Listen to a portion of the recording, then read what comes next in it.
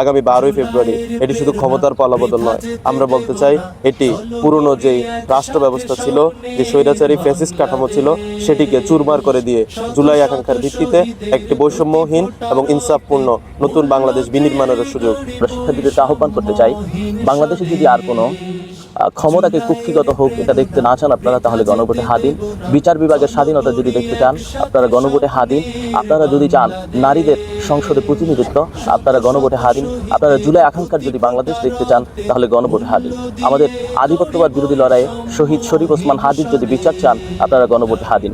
জুলাইয়ের প্রেরণা বৃথা যেতে দেব না, চলো গড়ি একসাথে স্বপ্নের বাংলাদেশ। শত শত শহীদের প্রতি ফোঁটা রক্তের মূল্য দিয়ে গড়ি বৈষম্যহীন স্বদেশ।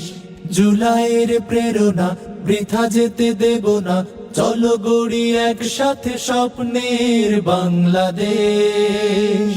শত শত শহীদের প্রতি ফোঁটা রক্তের মূল্য দিয়ে গড়ি বৈষম্যহীন স্বদেশ। তাই হ্যাঁ বলি, এসো হ্যাঁ বলি, গণভোটে সবাই হ্যাঁ বলি।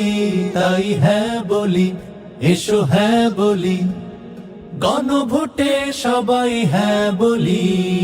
হ্যাঁ মানেই ক্ষমতার ভারসাম্য, হ্যাঁ মানেই আসবে ন্যায় সাম্য।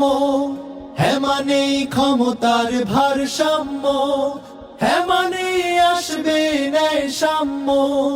হ্যাঁ মানে সংবিধান সংশোধন, মৌলিক অধিকার সম্প্রসারণ। হ্যাঁ মানে সংবিধান সংশোধন, হ্যাঁ এর পক্ষে লড়ি, হ্যাঁ দিয়ে দেশ গড়ি আনবো ফিরে দেশে সোনালী আবেশ।